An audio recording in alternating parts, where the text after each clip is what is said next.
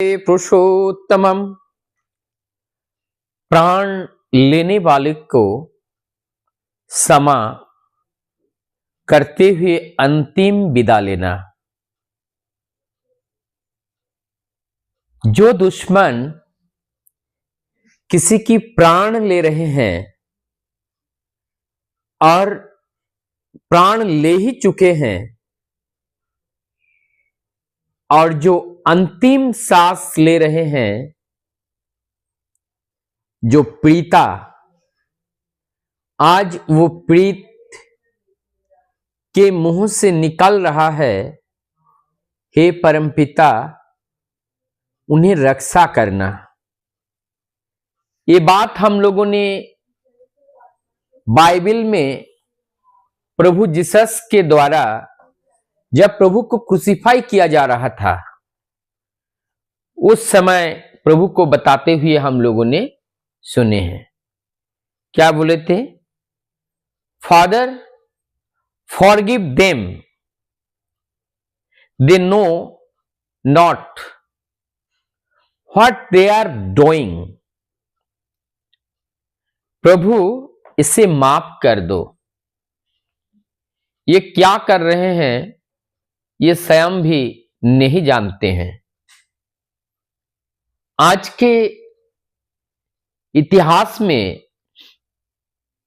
इतना बड़ा क्षमा, दया और प्रेम का इजहार मुझे लगता है बड़ा विरल दिखाई देता है।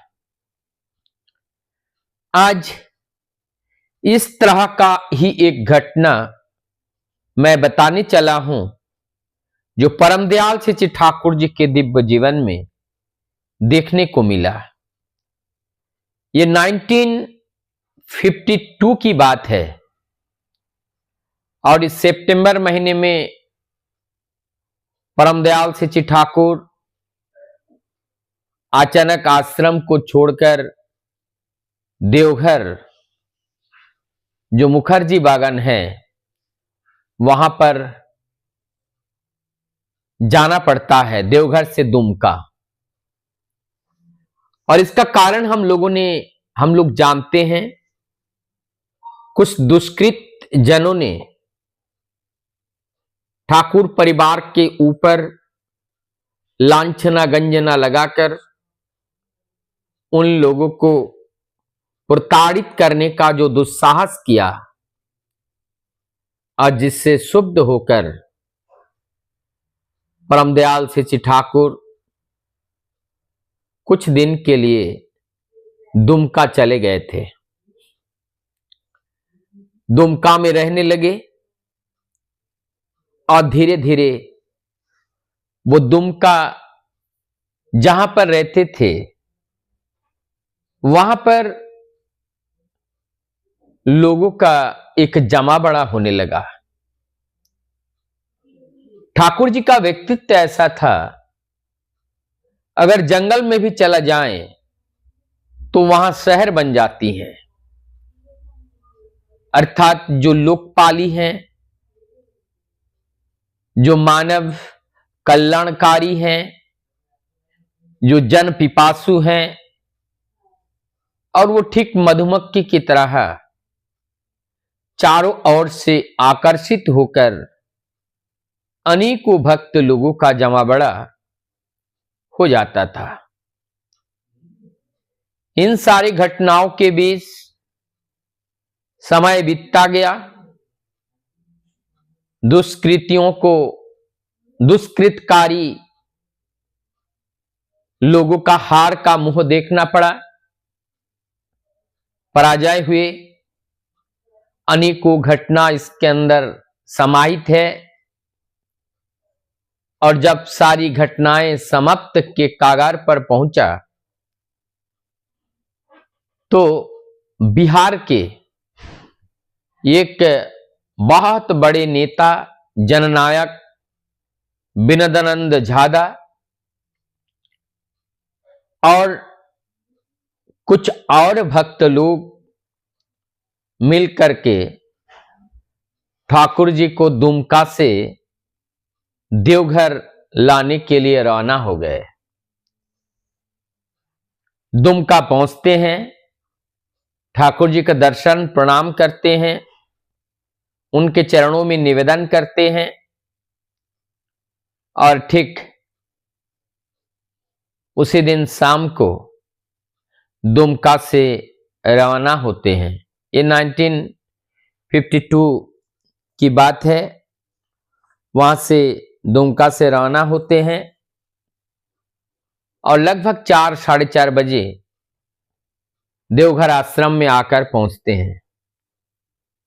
ठाकुर जी के आगमन वार्ता को सुनकर जो जहां पर थे सभी लोग दौड़ते हुए आए और आकर परम दयाल श्री ठाकुर जी का दर्शन प्रणाम करने लगे। सब लोगों का मानो वो जीवन के नाथ है, उनके बिना सब अनाथ है। वो प्राण पुरुष है, उनके बिना सब प्राण शून्य हैं और सब अपने हृदय में व्यथा, दर्द, करुणा, ममता से अपने ही अपने अंदर रो रहे थे। ऐसा एक परिवेश, ऐसा एक समावेश, ऐसा एक वातावरण, ऐसा एक निराशा का माहौल पैदा हो गया था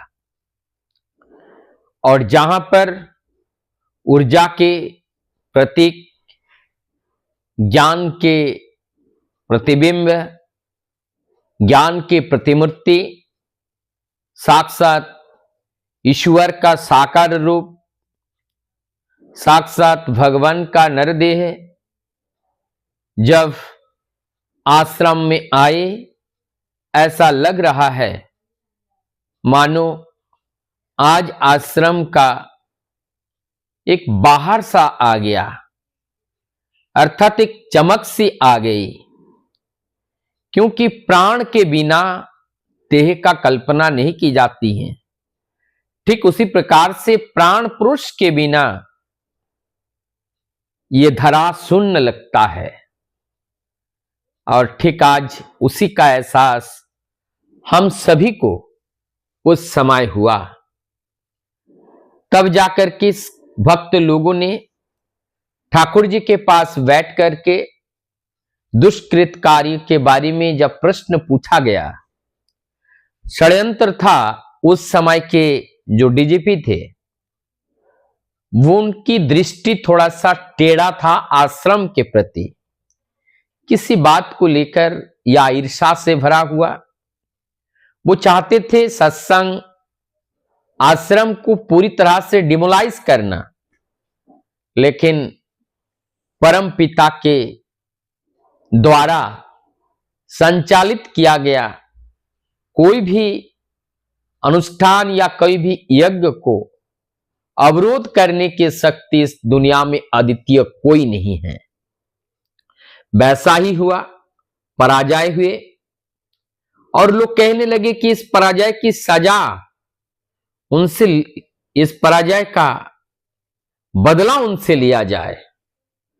परम दयाल श्री ठाकुर दोनों हाथ को जोड़ करके ऊपर आसमान की ओर देखते हुए उनके श्रीमुख से निकलती हैं, हे परम पिता उन्हें रक्षा करना।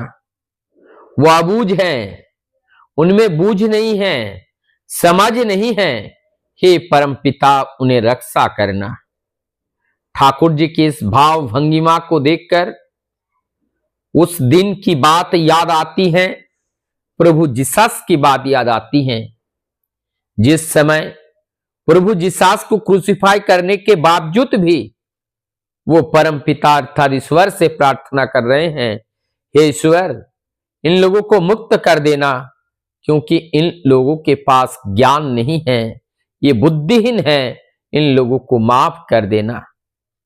परम पुरुष की जो धारा होती है, परम पुरुष की जो वार्ता होती है, सब एक समान होता है। केवल युग के अनुरूप उस भाषा, उस भाव को थोड़ा परिवर्तित किया जाता है, नहीं तो ये सब अपरिवर्तित सत्ता के एक समाचार हैं संपूर्ण जगतवासियों के लिए। और ये समाचार हैं कि परम पुरुष को जाने समझे, स्वयं वो मालिक है, स्वयं वो गोलोक के हरि हैं। आज हम लोगों के सुख, दुख, ताप, जाला, यंत्रणा सब कुछ हरने के लिए वो हरोहरि इस धरा पर आविर्भूत हुए हैं।